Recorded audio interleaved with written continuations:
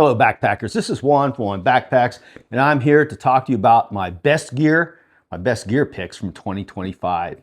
It's going to be 5 items. It's going to be a little bit long maybe, but I think it'll be worthwhile, so hang around to the very end because I'm going to cover things from several $100 items down to an item that's under $30 that really impressed me this year. So there's a lot going on in this video, from the big stuff to the small stuff. Let's start with the big stuff first. My first pick here. My first pick of 2025 is a pack that I used on the John Muir Trail in 2021.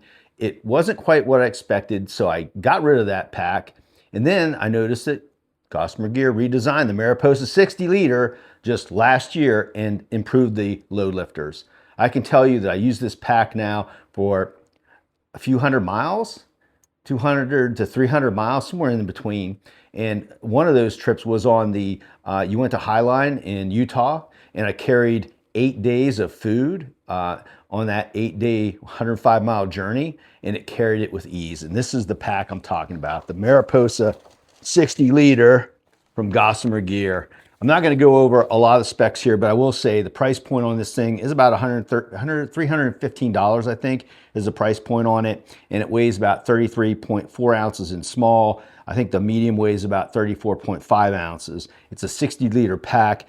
And I'll let you know some of the things I really enjoyed about this pack. I'm not going to do a complete review here, but I do want to hit the highlights. Number one, the shelter pocket on the side. I was able to carry a Durston X-Dome 2P in here without the poles in it by elongating the fold a little bit, the roll a little bit, but I could still use the original dry sack that it comes in from Durston, but I was able to fit it in the side here. I was able to carry 8 days of food, which is about a little bit over 50% of this pack, and it was about 32 pounds I was carrying on day one of that trip, and honestly, it carried it with ease. I think the max capacity on this is 35 pounds for comfort, I want to believe, or maybe it's 30, but I will say that I carried about 32 pounds in this pack, and I carried it very comfortably, and it was a real joy because they definitely improved the load lifters. What do I mean by improving the load lifters?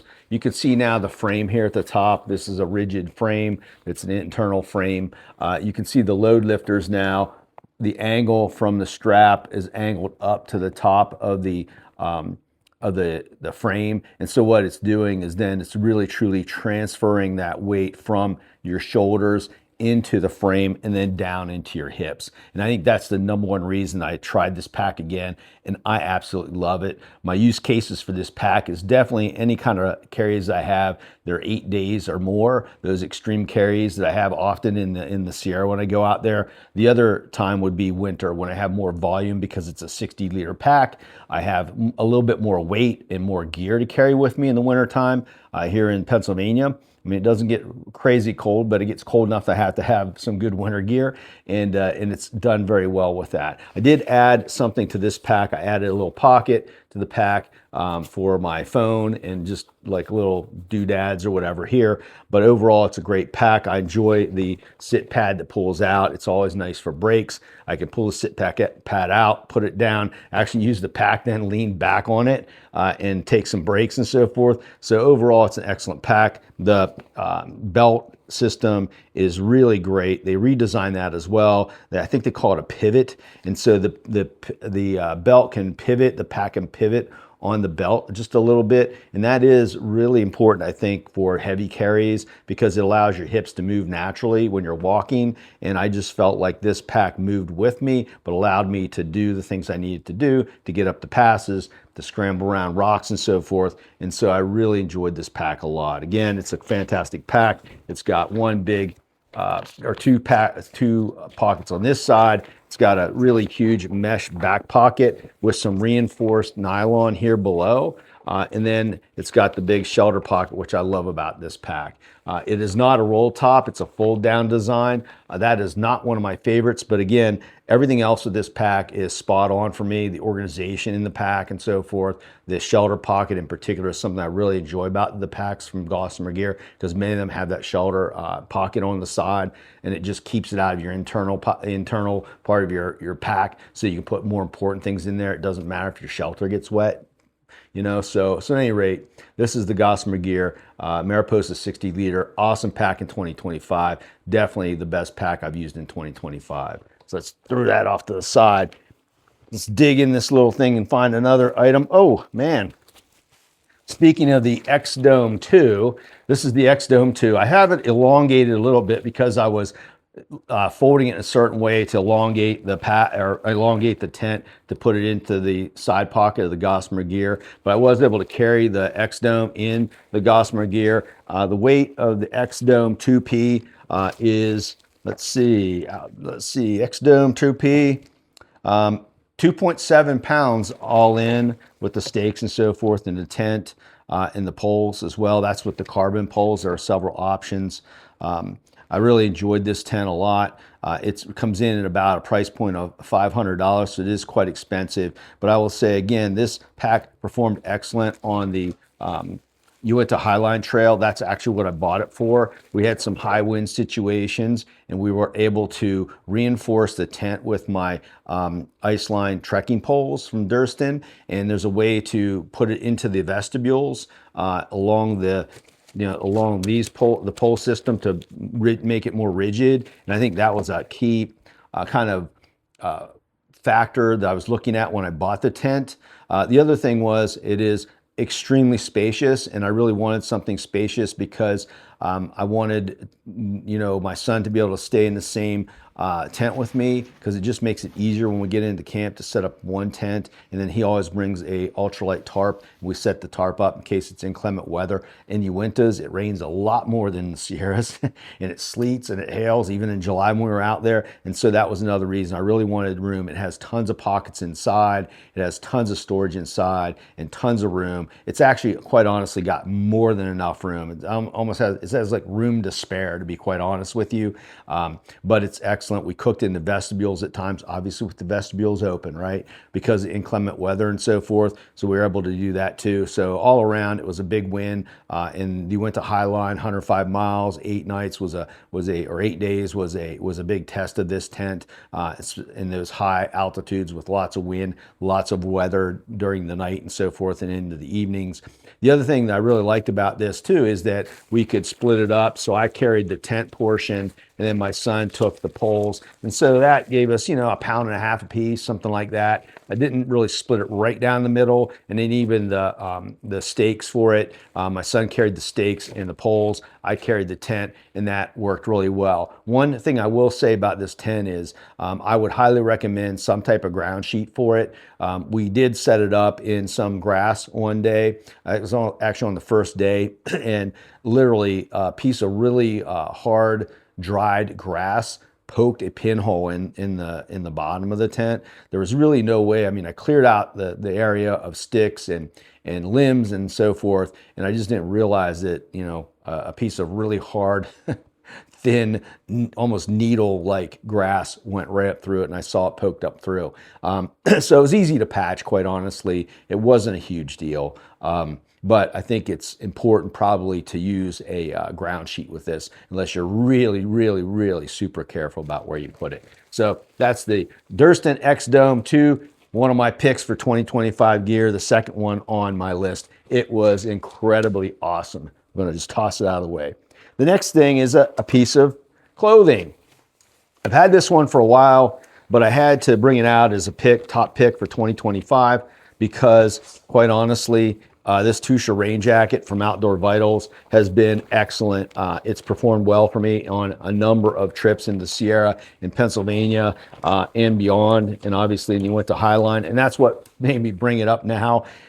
It kept us dry, kept me dry. My son has one too. Kept us dry. It locked in our heat when we needed it to. The pit zips under both arms are pretty extensive. They're long, and they're long enough to really make a difference, to open up the pit zips on both sides. And so when we were going and the rain or the hail stopped, we would just zip down and we could keep going because we could see that there were more storm clouds out in the distance, and we knew it was going to come back around to us again. So we could just kind of cool our bodies down, unzip the front a little bit. Even this pocket in the front, which is a water resistant zipper in the front left hand side of the chest here, I unzipped that as well so that I could get some air ventage because it has basically just some mesh going into the middle. The cool thing is about this, when it started to rain or sleet again, it was getting really wet, I would take my phone out of my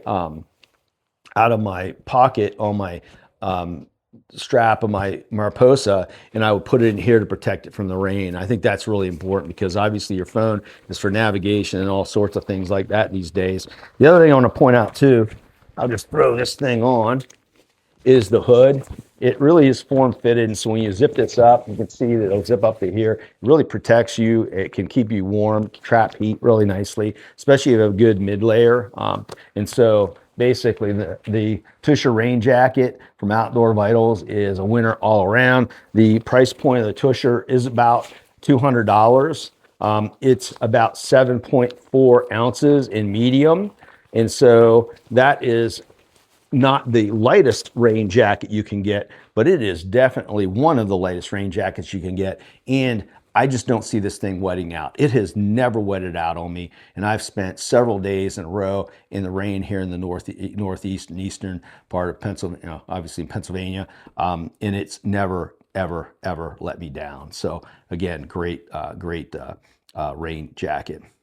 The other thing that I wanted to kind of show you that really impressed me is another piece of gear, which is the Zpacks camp shoes. These things are, I think I have the mediums or I think the medium size, and Zpacks camp shoes, I've used them during the Allegheny 100. I used them on a Lehigh hiking trail in Pennsylvania, used them on the Uinta High Line and several other trails this year. So I've got, few hundred miles on these things at camp. And basically they are less than 2 ounces combined. They are so thin, you can put them in your pack, and they really do fit nicely. They keep your feet protected from, I won't say, sharp objects and so forth, but generally around camp, that's what they're for. They're not, to hike in, they're not to go fishing in, wading around in. They're not going to be water shoes or anything like that. But if you want a pair of camp shoes, these are excellent. The thing I like about them is the mesh top. And I had my reservations about the mesh top, but it really does allow for airflow and allows your feet to dry out at the end of the day. And that is wildly important, especially when you're doing 20, 25, maybe 30-mile days. And I've done up to those miles, like 28 miles on my longest day. And being able to put your feet into these camp shoes and being able to have that airflow and just let your feet spread out and relax is great. It's got a very simple strapping system that's made out of bungee. It's got a very thin foam, and it does have traction, which is actually pretty good because I really didn't have any traction problems. I've had ultralight shoes that have had traction problems on them. And it was quite annoying, to be honest with you. And so I'd never had any traction problems with these. And I highly, highly recommend, again, Camp Shoes 2025, complete winner. Another item that really impressed me this year is a small item. It's about $22, and it's from Gossamer Gear. It is this koozie, basically. It's made of Tyvek. It weighs 0.7 ounces. I'm going to pull some stuff out of here so you can see this. 0.7 ounces, and I absolutely love this thing. In 2025, I got to use it more than any other time. I bought it, I think, during 2024. I've used it on a number of trips, including all the ones I've already mentioned this year, plus more. All it does really, it can carry your pot, and you can put it even has room for a canister on top, one of the smaller butane canisters. And then you can just cinch it down, and everything's all in one little kind of, compact unit. Inside your pot, obviously, you can put your lighter, your stove, and all those other things. But the thing I like about this, honestly, is that I transfer all my food into freezer bags, and I can put the quart freezer bag inside here with, dump the boiling water in the quart freezer bag, put it inside here, close this up, and then set it aside. Set it aside and go about my camp chores or go about what I'm doing, talking, fishing, or whatever it is. And then I can come back to this, open it up. I typically will eat out of it and I fold it down like this, and it's a little bit easier when there's actually food in it. So I don't have to eat out of my pot, and that's why I transfer my food into freezer bags, because I don't want to clean the pot out. And so I can open it up like this, and then I can take the Ziploc bag and fold it around the outside, and I've got a rigid enough pot, and it's even had a handle here, and so I can just eat out of it. It's like 0.7 ounces, made of Tyvek. It works really well. I've used it in the winter as well. Again, I got it in 2024, and I didn't talk about it till now because I really wanted to get more miles with it, more nights in camp with it. And it is an excellent piece of gear. I've enjoyed it. $22 from Gossamer Gear. It's their Tyvek pot cozy, and it's really excellent. I think they call it a pot pocket, and it's only $22. All right, backpackers, the last item on my best of 2025 is a shelter. Another shelter. Yeah, I went nuts this year in 2025 on shelters. This is the Gossamer Gear Whisper. It is pretty incredible. I used it on the Lehigh hiking trail, and I loved it. The reason that I got this particular shelter is that I wanted something more minimalistic, something more like a tarp, but something that had bug protection. This shelter has a unusual shape to it. It's low at the foot end, high at the head end, and has tons of space inside. But it is like a tarp. It sets up kind of like a tarp. It does have bug netting around the perimeter of it that comes down to the ground. You need to provide a floor for it. And that's basically a clear plastic, ground sheet that I got from Gossamer Gear as well. And so that adds just a couple ounces. Just to let you know, my whole setup, and the reason I got this, I wanted to try to stay around a pound for total weight of a shelter. This is a trekking pole shelter with the Dyneema bag you see here, the Dyneema shelter with the netting that is attached to the bottom around the perimeter, with the stakes that are necessary for it to set up. It uses 1, 2, 3, 4, 5, I think 6 stakes to set it up. And the ground sheet, the total weight is just a hair under 16 ounces. Just a hair under 16 ounces for what is a very, very roomy shelter. You could almost get 2 people under this shelter, to be honest with you. The one thing that is kind of a downside of this shelter is the fact that it is designed around the Gossamer Gear trekking poles, the LT5s. It uses this length at the foot end to set up specifically to get it done right. And then it uses 130 centimeters at the head end. So it's kind of like this, all right? The dilemma with that is that when you're talking about the foot end, it's hard to get a trekking pole that goes down this short.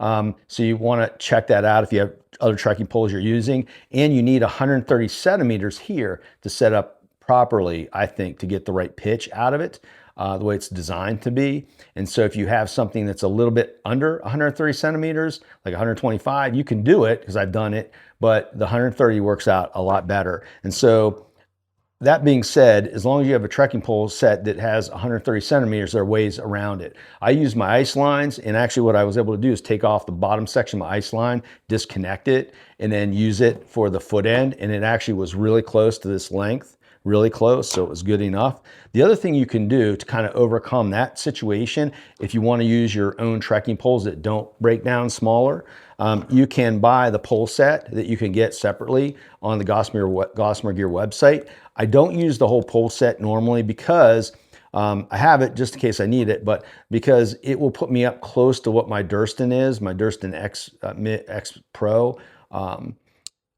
It's around 22 total ounces, and it starts pushing me up there with both of these. But if I just basically use or take the foot end with me, which is this section, it literally only adds 1.5 ounces. So really you're talking about 17 point something ounce total weight then for the shelter. If you're carrying your own trekking poles, it'll work at 130 centimeters for the head end.